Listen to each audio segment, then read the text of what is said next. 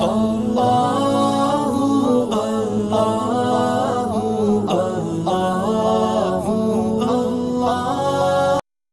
اللہ الرحمن الرحیم۔ یہ بات آئی تھی کہ قیامت کے دن ساق کی تجلی ہوگی۔ قرآن کریم میں بھی اس کا ذکر آیا ہے، یوم یکشف عن ساق ویدعون الی السجود وهم سالمون۔ ساق عربی کے اندر ساق کے معنی پنڈلی کے آتے ہیں، پنڈلی، اور یہ صفت اور یہ ساق کا یہاں پر ذکر اللہ تعالیٰ کے صفات میں سے ایک صفت کا ذکر ہوا ہے، لیکن یہ یاد رکھنا چاہیے کہ اللہ تعالیٰ ہر طرح کے جسم سے اور جسم کے اعضاء سے پاک اور صاف ہیں۔ یعنی یہ کبھی ہم یہ سمجھے ہوئے جیسے ہماری پنڈلی ہے ایسے اللہ کی بھی پنڈلی ہوگی، نعوذ باللہ۔ اللہ تعالیٰ ہر طرح کے جسم سے پاک ہیں، اعضاء سے پاک ہیں۔ تو بھی پنڈلی کا کیا مطلب ہے؟ اللہ تعالیٰ کی پنڈلی ہونے کا کیا مطلب؟ تو علماء کرام نے بتایا کہ یہ اللہ کی کوئی خاص صفت ہے، یہ اللہ تعالیٰ کی کسی خاص صفت کا ذکر ہے، اور اسی خاص مناسبت کے ساتھ اس کو ساق کے ساتھ قرآن کریم نے بیان کیا ہے، اور اس کو لوگ قیامت ہی میں دیکھیں گے کہ کیسی صفت ہے، اس کی حقیقت کیا ہے۔ یہ ایسا ہی ہے جیسے قرآن میں آیا ید اللہ فوق ایدیہم، اللہ کا ہاتھ۔ تو کبھی ہم یہ سمجھ جیسے ہمارے ہاتھ ہیں، اللہ کا بھی ایسا ہاتھ ہوگا، نعوذ باللہ۔ ایسا ماننا تو کفر ہے۔ اللہ تعالیٰ تو انسانی اعضاء سے اور اس کے جیسا تو یا اس کے مشابہ تو کچھ بھی نہیں ہے۔ تو پھر وہاں بھی یہ تعویل کی جاتی ہے کہ ید اللہ، اللہ کے ہاتھ سے مراد اللہ کی مدد، نصرت، طاقت، قوت۔ ایسے آیا وَيَبْقَى وَجْهُ رَبِّكَ ذُو الْجَلَالِ وَالْإِكْرَامِ، سورہ یاسین میں 2 دفعہ آیا ہے۔ تو وجہن کے معنی چہرہ، وجہ اللہ، اللہ کا چہرہ۔ تو چہرہ بھی کو کیسا ہوگا ہمیں نہیں پتا، نہ ہم نے دیکھا اور نہ ہم اس کو بیان کر سکتے، بس ذکر آیا ہے قرآن کریم میں تو ہم اس پر ایمان رکھتے ہیں۔ اس کی کیفیت کیا ہوگی؟ جیسے ہمارا چہرہ ہے ایسا چہرہ ہوگا، نعوذ باللہ، ایسا تو نہیں ہو سکتا۔ تو اس لیے یہ ایسی چیزیں ہیں کہ جن پر بغیر سوچے سمجھے اور عقل لڑائے ایمان لانا فرض ہے۔ ان کی تفصیل میں جانا اور ان کی حقیقت تک پہنچنے کی کوشش کرنا یہ غلط ہے۔ اس کو بولتے ہیں آیات متشابہات۔ قرآن کریم میں سورہ آل عمران میں اس کا ذکر آیا ہے کہ کچھ آیتیں متشابہات ہیں اور کچھ آیتیں محکمات ہیں، یعنی کچھ تو صاف ستھری ہیں کہ ان کا مطلب معنی ہر کوئی سمجھ لیتا ہے، لیکن کچھ چیزیں قرآن کریم میں ایسی بیان کی گئی ہیں کہ ان کی حقیقت تک نہیں پہنچا جا سکتا، ان کی گہرائی میں نہیں جایا جا سکتا، اور ان کو دنیا میں رہتے ہوئے نہیں سمجھا جا سکتا۔ انہی متشابہات آیاتوں میں سے ایک آیت یہ بھی ہے جس کے اندر ساق یعنی اللہ کی پنڈلی کا ذکر آیا ہے۔ بہرحال ہمیں تو بغیر سوچے سمجھے اور عقل لڑائے یہ سمجھنا چاہیے کہ ہمیں اس کی کیفیت کا علم نہیں ہے، بس ہمارا ایمان ہے کہ اللہ تعالیٰ کی بھی پنڈلی ہے، اللہ تعالیٰ کا بھی ہاتھ ہے، اللہ کا بھی چہرہ ہے، لیکن کس نوعیت کا ہے اور اس کی کیا تفصیل ہے، اس تفصیل کا ہمیں علم نہیں۔ بہرحال یہ ذکر آیا ہے، حضرت ابو سعید خدری رضی اللہ عنہ روایت فرماتے ہیں کہ ہم نے بارگاہ رسالت میں عرض کیا رسول اللہ کیا قیامت کے دن ہم اپنے رب کو دیکھیں گے؟ جواب میں ارشاد فرمایا کہ ہاں ضرور دیکھو گے۔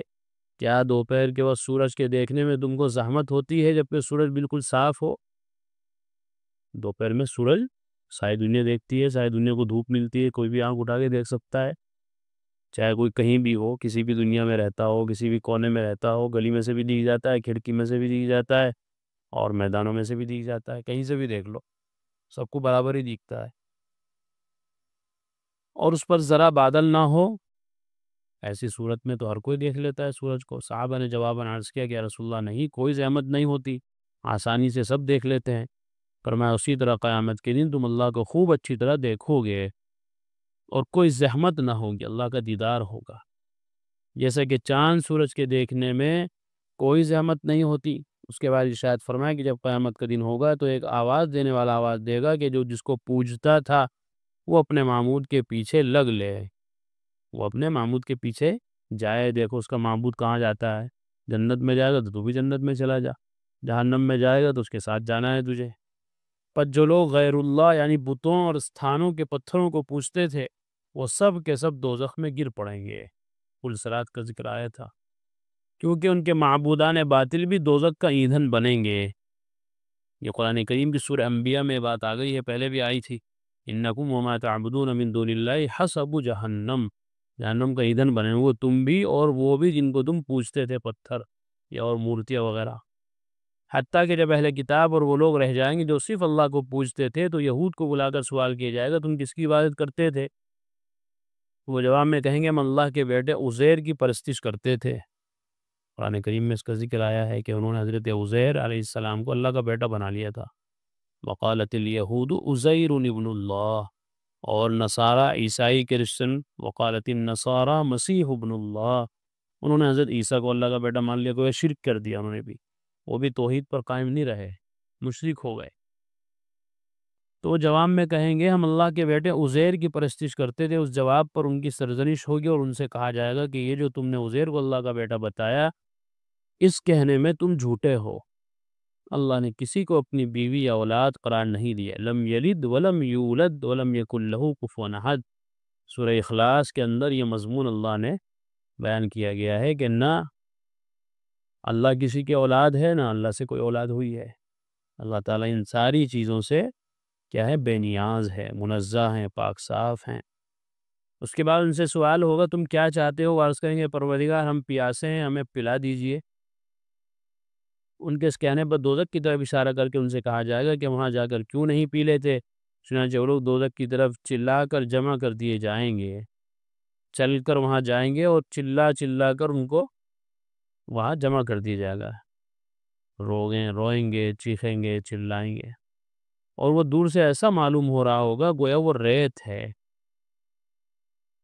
ریت کو تم کبھی دور سے اگر دیکھو گے تو وہ ایسا لگتا ہے پانی، اور حقیقت میں وہ آگ ہوگی جس کے اجزاء آپس میں ایک دوسرے کو جلا رہے ہوں گے، بس وہ لوگ اس میں گر پڑیں گے۔ پھر نصارہ کو بلایا جائے گا، عیسائیوں کو، اور ان سے سوال ہوگا تم کس کی عبادت کرتے ہو؟ وہ جواب میں کہیں گے ہم اللہ کے بیٹے مسیح کی عبادت کرتے تھے۔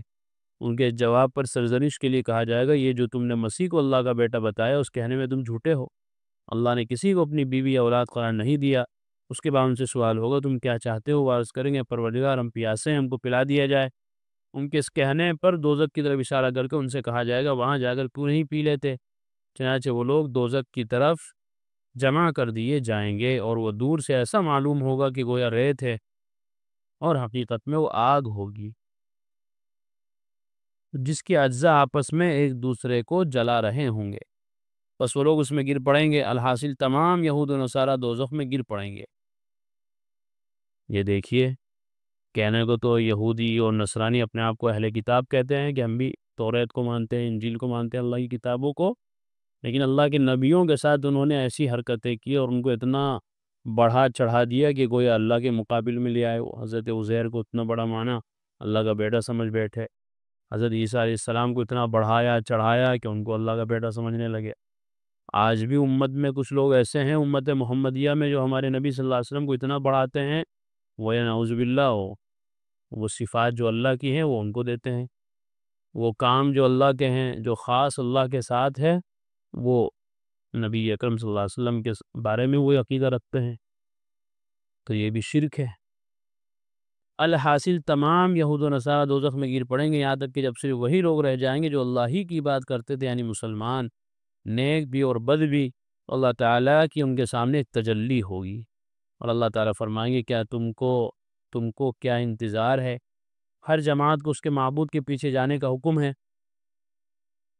مومنین عرض کریں گے کہ جانے والے جا چکے، ہمارا ان کے ساتھ ہمارا ان کا کیا ساتھ، ہم کو اپنے معبود کا انتظار ہے، جب تک ہمارا معبود نہ آئے ہم یہیں رہیں گے، جب ہمارا رب ہمارے پاس پہنچے گا ہم پہچان لیں گے۔ اے پروردگار ہم دوسری جماعتوں گروہوں سے دنیا میں جدا رہے، جبکہ ان کے ساتھ رہنے کے بہت زیادہ محتاج تھے، اور بہت زیادہ محتاجگی میں بھی ان کا ساتھ نہ دیا، اب ان کے ساتھ کیوں کر ہو سکتے ہیں؟ اللہ جل شانہ فرمائیں گے میں تمہارا رب ہوں۔ مومنین چونکہ ساق کی تجلی سے اللہ کو پہچاننے کے دھیان میں ہوں گے، اس لیے اللہ رب العزت کی اس تجلی کو جو اس وقت ہوگی غیر اللہ سمجھ کر جواب میں کہیں گے نعوذ باللہ منکا، ہم تجھے اپنے رب مان کر کیا مشرک ہو جائیں؟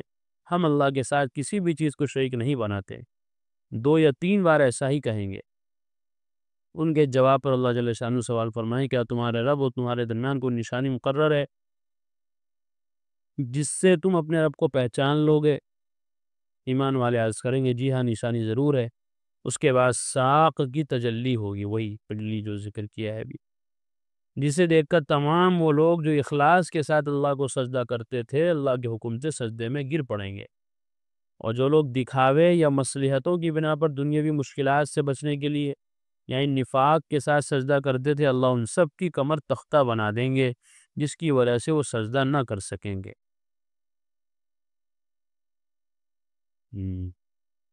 یہ بتایا کہ مصلحتوں کی بنا پر دنیاوی مشکلات سے بچنے کے لیے، جیسے ہوتا ہے نا بھائی کوئی مصیبت آ گئی تو مسجد میں آ رہا ہے، نمازیں پڑھ رہا ہے، قرآن پڑھ رہا ہے، تسبیح پڑھ رہا ہے، کوئی حادثہ پیش آ گیا، کسی کا انتقال ہو گیا گھر میں، اب نمازیں پڑھنی شروع کر دی، پیپر آ گئے تو اپنے مطلب کے لیے اب نمازیں شروع کر دی، یا ایسے ہی کوئی اور مشکل آ گئی تو اپنے مطلب کے لیے، اللہ کا حکم تو پہلے بھی تھا، اب آپ پہ مصیبت آئی ہے، اب آپ کو کوئی ضرورت ہے اپنی کوئی مشکل آسان کرانی ہے، اب کیوں؟ اللہ کا حکم اگر تھا تو آپ اس کو سمجھتے تھے تو پہلے بھی اللہ کی اطاعت فرض تھی، نماز فرض تھی، گویا تو آپ اپنے مطلب کے لیے نماز پڑھ رہے ہیں، اللہ کا حکم سمجھ کر نہیں۔ اللہ کا حکم تو ہر حالت میں تھا، اسی لیے کہا جاتا ہے کہ آدمی کو ہر حالت میں اللہ کی بات کرنی ہے، اپنے مطلب کے لیے نہیں۔ جو بھی کوئی ان میں سے جب بھی سجدے کا ارادہ کرے گا بدی کے بل گر پڑے گا، پھر مومنین سجدوں سے سر اٹھائیں گے، اور جو اللہ کو دیکھیں گے تو اس تجلی میں جو تجلی ساق سے پہلے تھی، اب اللہ فرمائیں گے میں تمہارا رب ہوں، تو مومنین مان لیں گے کہ ہاں اب ہمارے رب ہیں۔ اس کے بعد دوزخ کی پشت پر پل صراط قائم کی جائے گی، اس پر سے گزرنے کا حکم ہوگا، اور اس وقت شفاعت کے جو اہل ہوں گے ان کو شفاعت کی اجازت دی جائے گی، اور اللہم سلم سلم، اے اللہ سلامت رکھ کہتے ہوں گے۔ عرض کیا رسول اللہ پل صراط کی کیا صفت ہے؟ ارشاد فرمائے کہ وہ چکنی اور پھسلنے کی جگہ ہے، اس میں دوزخ سے نکلی ہوئی اچکنے والی چیزیں اور سنداسیاں ہوں گی، بڑے بڑے کانٹے بھی ہوں گے، ان کی صورت کے کانٹے نجد میں ہوتے ہیں جن کو صدان کہا جاتا ہے۔ پس مومنین پل صراط پر جلدی جلدی گزریں گے، اور یہ گزرنا اعمال صالحہ کے بقدر جلدی ہوگا، کوئی پل جھپکنے میں، کوئی بجلی کی طرح، کوئی ہوا کی طرح، کوئی پرندوں کی طرح، کوئی بہترین تیز رفتار گھوڑوں کی طرح، کوئی اونٹوں کی طرح گزر جائے گا، اور دوزخ کے اندر سے جو سنڈاسیاں اور کانٹے نکلے ہوئے ہوں گے وہ کھینچ کر دوزخ میں گرانے کی کوشش کریں گے، نتیجہ یہ ہوگا کہ بہت سے مومنین سلامتی کے ساتھ نجات پا کر پار ہو جائیں گے۔ جن کا جتنا ایمان ہوگا، جتنا اللہ سے تعلق ہوگا، جتنے وہ دیندار ہوں گے، اس کے حساب سے اللہ تعالیٰ ان کو جلدی سے پل کو پار کرا دیں گے۔